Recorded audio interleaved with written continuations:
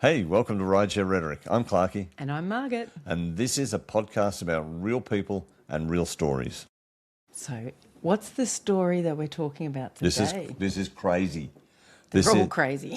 No, crazy. This is a dead person. Well, I thought he was dead. That's a different sort of ride share, isn't it? Well, let me paint the scenario again. I've pulled out the front of a house, and it's run down. You know the typical rundown rental property. Yeah. Broken down car, long grass, just out of control.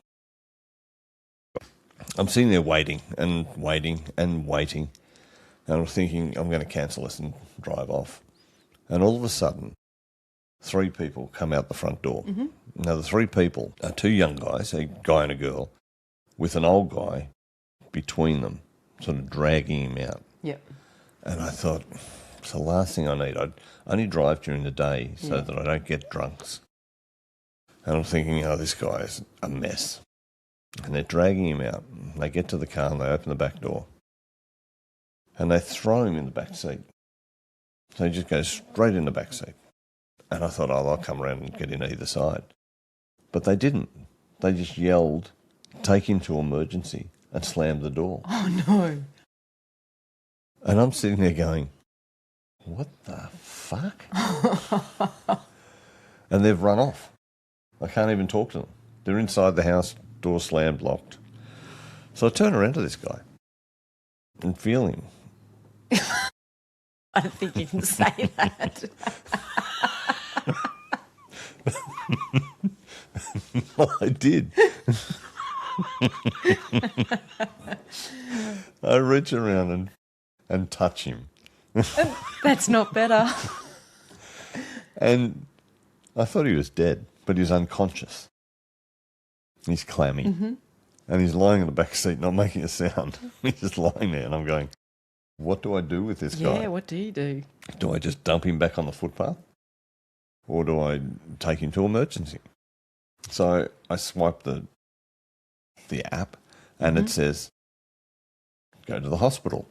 So I went, okay, I'll take him to the hospital. So I drive around there and I pull up in emergency.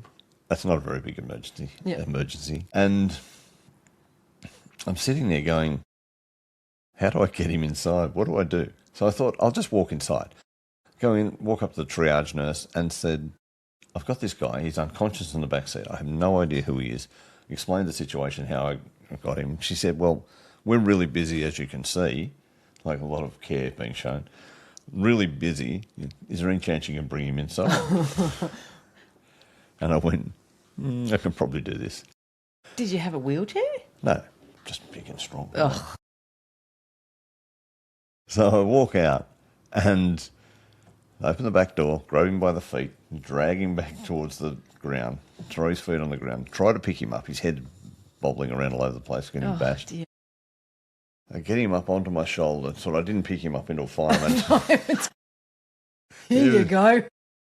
It's another guy. But I got an arm under his other arm and sort of start to drag him in. And he's just dragging. His legs are just dragging. So he's unconscious. Wow. And luckily we've got electronic doors so I can get in. I'll just walk in. And I walk into the emergency department and there's people everywhere. It was busy. And there's one chair. And so I turn him around and I throw him on that chair. But he can't sit up. So he's fallen on 2 people that are sitting beside him. They panicked, jumped up, ran away, and he's sort of rolling on off the chair, and I'm pushing him back on, and I'm going, no, this is nuts. So the triage nurse saw that I was telling the truth. So she comes out and she goes, oh, we've got to get him out the back. No kidding. I said, it's fantastic. So I pick him up again, and I ask, can I get some help? Because he's heavy. And she goes, yeah, I'll get one of the nurses from out the back. So she comes out and we help him out and drag him out the back, lift him up onto a bed. And she turned around and said, thank you. And I went, really? That's all, that's it. Well, what are they supposed to do? You don't know who it is. Exactly. But I walked out. I thought they'd get my details. Like, who am I? I may have been the reason he's in that state. It could have been just a story I was Were telling. you? I'd been feeling him. And so I sort of stood around in the waiting area for a little while thinking, surely they've got to take my name and telephone number at least so they can contact me. If he dies, because he could have died. If he died, they would have been able to work out how to contact you. No, they wouldn't have. No, I'm lost. They're Gone. pretty clever. So it was a real shock for me, though, to find not many people are trained to look after that in that situation. Well, I don't think you were when you signed up to be a rideshare driver.